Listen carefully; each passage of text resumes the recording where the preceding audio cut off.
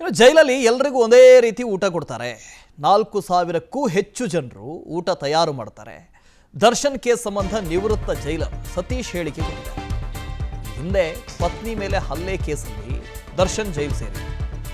ದಚ್ಚು ಜೈಲು ಸೇರಿದ್ದ ವೇಳೆ ಸತೀಶ್ ಜೈಲರ್ ಆಗಿದ್ರು. ಅವರೇ ಈ ಹೇಳಿಕೆಯನ್ನು ಕೊಟ್ಟಿದ್ದಾರೆ. 2011ರಲ್ಲಿ ಜೈಲಿನಲ್ಲಿದ್ದಾಗ ದರ್ಶನ್ ಚೆನ್ನಾಗಿಯೇ ಇದ್ರು. ದಿನನಿತ್ಯ ಪೇಪರ್ ಓದೋದು, ವಾಕಿಂಗ್ ಮಾಡೋದು. ಜೈಲಲ್ಲಿದ್ದಾಗ ಕೈದಿಗಳ ಜೊತೆಗೆ ನಗ್ತಲೇ ಇದ್ರು ದರ್ಶನ್.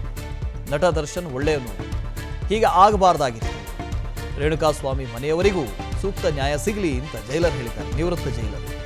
ಹಿಂದೆ 2011ರಲ್ಲಿ ದರ್ಶನ್ ಜೈಲಿಗೆ ಹೋಗಿದ್ರಲ್ಲ, ಆಗ ಇವರು ಜೈಲರ್ ಆಗಿದ್ರು. ಜೈಲಲ್ಲಿ ಎಲ್ರಿಗೂ ಒಂದೇ ರೀತಿಯ ಊಟ ಕೊಡ್ತಾರೆ. ಅವ್ರಿಗೆ ಬೇರೆ ಇವ್ರಿಗೆ ಬೇರೆ ಅಂತ ಕೊಡಲ್ಲ. ಸುಮಾರು 4,000ಕ್ಕೂ ಹೆಚ್ಚು ಜನರಿಗೆ ಊಟ ತಯಾರು ಮಾಡ್ತಾರೆ. ದರ್ಶನ್ ಕೇಸ್ ಸಂಬಂಧ ನಿವೃತ್ತ ಜೈಲರ್ ಸತೀಶ್ ಹೇಳಿಕೆ ನೀಡಿದ್ದಾರೆ. ಈ ಹಿಂದೆ ಪತ್ನಿ ಮೇಲೆ ಹಲ್ಲೆ ಕೇಸ್ನಲ್ಲೂ ಕೂಡ ದರ್ಶನ್ ಬಂದಿದ್ರು 2011ರಲ್ಲಿ. ಆಗ ಪ್ರತಿನಿತ್ಯ ಪೇಪರ್ ಓದ್ತಾ ಇದ್ರು, ವಾಕಿಂಗ್ ಮಾಡ್ತಾ ಇದ್ರು, ಖೈದಿಗಳ ಜೊತೆ ನಗ್ನಗ್ತಲೇ ಮಾತಾಡ್ತಾ ಇದ್ರು, ಚೆನ್ನಾಗಿದ್ರು ಆವಾಗ ಅಂತ ಹೇಳಿದ್ದಾರೆ.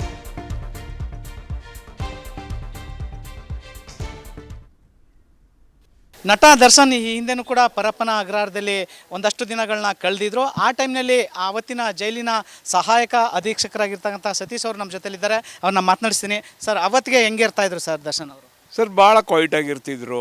ಇನ್ನೂ ಇವಾಗಿನ ಒಂದು ಸ್ವಲ್ಪ ಏಜ್ ಕಡಿಮೆ ಇತ್ತು. ಹಾಗಾಗಿ ಮೊದಲನೇ ಸಹ ಈ ಥರ ಆಯ್ತಲ್ಲ ಅಂತ ಶಾಕಿಗೆ ಸ್ವಲ್ಪ ಬೇಜಾರಲ್ಲಿದ್ದರು. ನಂತರ ಒಂದೆರಡು ದಿವಸ ಆದಮೇಲಿಂದ ಅವ್ರಿಗೆ ಕಂಪ್ಲೀಟ್ ಧೈರ್ಯ ಬಂದಿದ್ದು. ಅವ್ರ ಮಿಸ್ಸಸ್ಸು, ಮಗು, ಆಮೇಲಿಂದ ಯಾರು ಸಂಗೊಳ್ಳಿ ರಾಯಣ್ಣ ಡೈರೆಕ್ಟ್ರು ನಾಗಣ್ಣ ಅಂತ ಇದ್ದರು.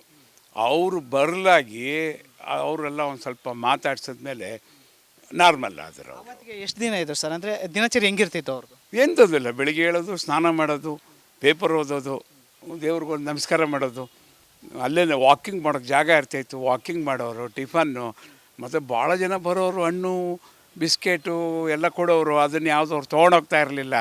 ಯಾರ್ಯಾರು ಬಂದಿಗಳು ಸಿಗ್ತಾರೆ ಅವರೆಲ್ರಿಗೂ ಹಂಚ್ಬಿಡಿ ಅಂತ ಅಲ್ಲಲ್ಲೇನೇ ಕೊಟ್ಬಿಟ್ಟು ಹೊರಟೋಗ್ತಾ ಇದ್ರು. ಹೌದು. ಅವ್ರಿಗೆ ಪಶ್ಚಾತ್ತಾಪ ಏನಾರು ಕಟ್ತಿತ್ತ, ನನ್ನ ಹೆಂಡತಿ ಮೇಲೆ ಹಲ್ಲೆ ಮಾಡಿದೆ ಅಂತ?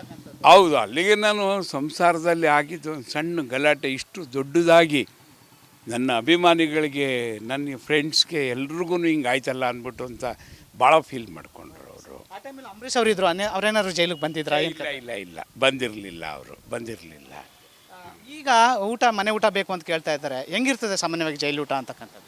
ಚೆನ್ನಾಗಿರ್ತದೆ. 4,000 ಜನ ಬರ್ತಾರೆ. ಅದು ಇಷ್ಟೇ ಕ್ಯಾಲೋರಿ ಕೊಡಬೇಕು ಅಂತ ಗೌರ್ಮೆಂಟ್ ಫಿಕ್ಸ್ ಮಾಡಿರ್ತದೆ. ಅದ್ರ ಪ್ರಕಾರನೇ ಕೊಡ್ತಾರೆ. ಡೈಲಿ ಡಾಕ್ಟ್ರು ಚೆಕ್ ಮಾಡ್ತಾರೆ, ಸೂಪರ್ಡೆಂಟ್ಸ್ ಚೆಕ್ ಮಾಡ್ತಾರೆ, ಜೈಲರ್ ಚೆಕ್ ಮಾಡ್ತಾರೆ. ಎಲ್ಲ ಚೆಕ್ ಮಾಡಿ ಅನಂತರ ಕೊಡೋದು.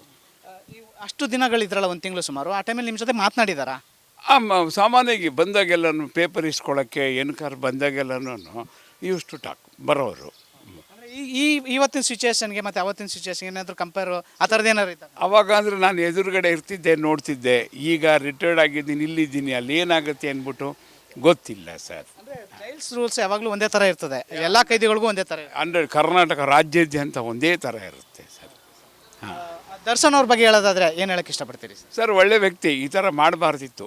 ಸತ್ತ ವ್ಯಕ್ತಿಗೂ ನಾನು ಶಾಂತಿ ಸಿಗಲಿ ಅವ್ರ ಮನೆಯವ್ರಿಗೆಲ್ಲ ಅಂತ ಕೇಳ್ಕೊತೀನಿ.